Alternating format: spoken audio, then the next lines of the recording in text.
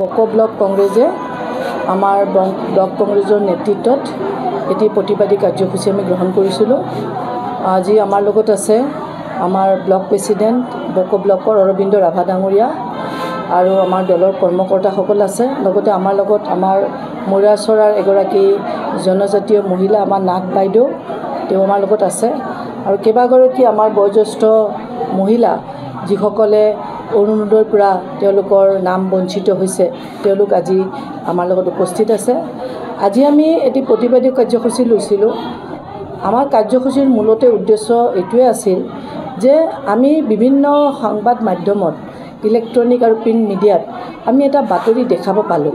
এই বাতৰিটো হৈছে যে আমাৰ মৰাচৰাৰ এগৰাকী জনজাতীয় মহিলা, তেওঁ এটা কথা কৈছে সংবাদ মাধ্যমত, ৰাজহুৱাভাৱে কৈছে যে মৰাচৰা গাঁৱত অৰুণোদয় আঁচনি সম্পৰ্কে তেওঁ অৰুণোদয় আঁচনিটো পাবৰ কাৰণে তেওঁ সেই অঞ্চলৰে এজন বিজেপি দলৰ বুথ প্ৰেছিডেণ্ট, তেওঁৰ নাম পূজ্য বড়ো, তেওঁৰ ওচৰত তেওঁ ৰিকুৱেষ্ট কৰিছিল যে অৰুণোদয়ত যাতে তেওঁৰ নামটো অন্তৰ্ভুক্ত কৰি দিয়ে।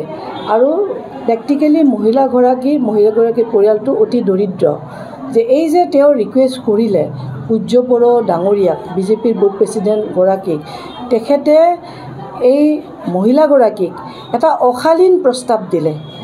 পূজ্য বড়ো ডাঙৰীয়াই তেওঁক মহিলাগৰাকীক ক'লে যে তুমি মোৰ এই অশালীন প্ৰস্তাৱটো যদি মানি লোৱা, তেতিয়াহ'লে তোমাক মই অৰুণোদয় যিখন আঁচনিৰ তালিকা প্ৰস্তুত কৰি আছোঁ, সেই তালিকাত তোমাৰ নামটো অন্তৰ্ভুক্ত কৰি দিম। এইটো অতি দুৰ্ভাগ্যজনক, যিটো আমি মৰ্মাহত হৈছোঁ, আমি লাজ পাইছোঁ যে অসম নিচিনা মুলুকত য'ত আমি মহিলাক সদায় সন্মান দিওঁ, আগস্থান দিওঁ, বিশেষভাৱে জনজাতীয় মহিলাসকলক আমি সদায় সকলোকে শ্ৰদ্ধা ভক্তি কৰোঁ, আৰু আজি এটা চৰকাৰী আঁচনি পাবলৈ কাৰণে এগৰাকী মহিলাক যদি বিজেপিৰ এজন বুথৰ সভাপতিয়ে এনেধৰণৰ যদি এটা অশালীন প্ৰস্তাৱ দিয়ে, এইটো অতি লজ্জাজনক কথা। মই এই ঘটনাক তীব্ৰভাৱে গৰিহণা দিছোঁ আৰু মই এইটো কৈছোঁ চৰকাৰক যে এনেকুৱা যাতে ঘটনাবিলাক যাতে পুনৰ হ'বলৈ নাপায়, এই ক্ষেত্ৰত চৰকাৰে বিহিত ব্যৱস্থা গ্ৰহণ কৰিব লাগিব। এই মহিলাগৰাকীয়ে কথাখিনি ৰাজহুৱাভাৱে কৈছে। ইতিমধ্যে কথাবোৰ আমি যেনেকৈ সংবাদ মাধ্যমত আমি গম পাইছোঁ, সংবাদ মাধ্যমৰ জৰিয়তে, ঠিক তেনেকৈ জিলা প্ৰশাসন, বিভাগীয় মন্ত্ৰী, লগতে মুখ্যমন্ত্ৰী ডাঙৰীয়াও নিশ্চিতভাৱে এইটো গম পাইছে। আজি প্ৰতিদিন পেপাৰতো এইটো খুব ডাঙৰকৈ এই বাতৰিটো তাতে প্ৰকাশ কৰা গৈছে যে চৰকাৰে ইমানখিনি জানাৰ পিছতো, ইমানখিনি অৱগত হোৱাৰ পিছত চৰকাৰে এতিয়ালৈকে সেই ব্যক্তিজনক তেওঁলোকে কিয় গ্ৰেপ্তাৰ কৰা নাই, চৰকাৰে কিয় গ্ৰেপ্তাৰ কৰা নাই, পুলিচ প্ৰশাসনে কিয় ব্যৱস্থা লোৱা নাই, কিয় মহিলাগৰাকীৰ ওচৰত আহি চৰকাৰ এই কথাৰ সত্যতা বা অসত্য বিয়াৰ বিচাৰ লোৱা নাই, এই কথাটো আমি আপোনালোকৰ সংবাদ মাধ্যমৰ জৰিয়তে চৰকাৰক প্ৰশ্ন কৰিছোঁ। আৰু এইটো যে এই প্ৰথম হৈছে এনেকুৱা নহয়। যেতিয়াৰ পৰা এই বিজেপি চৰকাৰখন আহিছে, যেতিয়াৰ পৰা অসমৰ মুখ্যমন্ত্ৰী হেমন্ত বিশ্ব ডাঙৰীয়াই যেতিয়াৰ পৰা শপত গ্ৰহণ কৰিছে, তেতিয়াই আমি দেখিছোঁ যে বিভিন্ন সময়ত অসমৰ মহিলাসকলৰ তেওঁলোকক বিভিন্ন অজুহাতত তেওঁলোকক অপমানিত কৰা হৈছে, তেওঁলোকক লজ্জিত কৰা হৈছে, তেওঁলোকৰ ওপৰত অশালীন বক্তব্য দাঙি ধৰা হৈছে।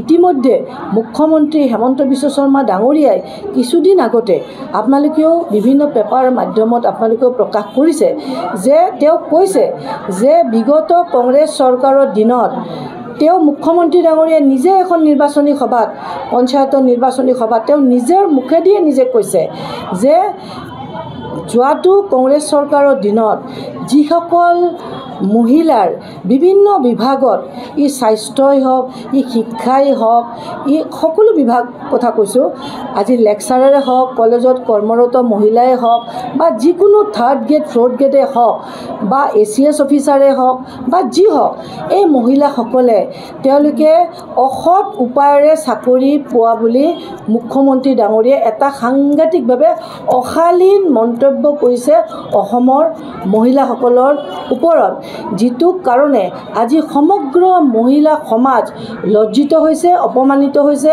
কাৰণ এই কথাবিলাক যেতিয়া বিভিন্ন মাধ্যমত প্ৰকাশ হৈছে, সেই পৰিয়াললৈ যিসকলৰ পৰিয়ালৰ মহিলাই চাকৰি কৰে, তেওঁলোকৰ পৰিয়ালৰ প্ৰতি এটা মানে সামাজিকভাৱে এটা অপমানৰ এটা পৰিস্থিতি আহি পৰিছে। মই সেইকাৰণে কথাখিনি ইয়াতে অনুকোৱালোঁ যে যেতিয়াৰ পৰা মুখ্যমন্ত্ৰী হেমন্ত বিশ্ব ডাঙৰীয়াই অসমৰ মুখ্যমন্ত্ৰী আসনত বহিলে, তেতিয়াৰ পৰা কিন্তু বিভিন্ন ধৰণৰ আমাৰ মহিলাৰ ওপৰত অত্যাচাৰ চলিছে। ইয়াত ইন্দ্ৰাণী তেহবিলদাৰ ডাঙৰীয়া আপোনালোকে জানে, লগতে আমাৰ পুলিচ অফিচাৰ আমাৰ ৰাভা ডাঙৰীয়ানী, আমাৰ জোনমণি ৰাভা ডাঙৰীয়ানীৰ ওপৰত কি হৈ গ'ল আজিলৈকে ইয়াৰ কথাবিলাক প্ৰমাণ হোৱা নাই। ইন্দ্ৰাণী তহবিলদাৰৰ ঘটনাটো আজিলৈকে কথাবিলাকৰ সঠিকভাৱে তদন্ত হোৱা নাই। তাৰমানে মুখ্যমন্ত্ৰী ডাঙৰীয়া আৰু তেওঁৰ চৰকাৰখনে গোটেই অসমৰ মহিলাসকলক তাৰমানে তেওঁলোকে অপমান হ'বৰ কাৰণে এটা খোলা এটা মঞ্চ দিছে নেকি? আজি মুখ্যমন্ত্ৰী ডাঙৰীয়া এই কথাবিলাক কোৱাৰ কাৰণে আজি গাঁৱে ভূঞে বিজেপি নেতা পালি নেতাসকলেও মৰ সাহ কৰিছে যে আজি তেওঁলোকে যিকোনো কথাত মহিলাক অপমান কৰিবৰ কাৰণে তেওঁলোকে অলপো কাৰণে তাৰমানে তেওঁলোকে সংকোচ কৰা নাই। যাৰ ফলত আজি পূজ্য বড়ো মৈৰাচৰাৰ এজন সাধাৰণ বুথৰ প্ৰেছিডেণ্টো আমাৰ এগৰাকী জনজাতীয় মহিলাক অপমান কৰিবলৈ অলপো শংকা কৰা নাই। আমি বিচাৰোঁ যে এইজন ব্যক্তি যিজনে এখেতক ইমান এটা অপমান কৰিলে, তেওঁৰ ওপৰত বিহিত ব্যৱস্থা হ'ব লাগে, কঠোৰতম শাস্তি হ'ব লাগে। লগতে আমি এইটোও কওঁ যে যিহেতু অৰুণোদয়ৰ নামত আমি পেপাৰতো পাইছোঁ আৰু আমাৰ বাইদেউগৰাকী নিজে ক'লে যে মানে অৰুণোদয় পাবলৈ হ'লে 2000 টকা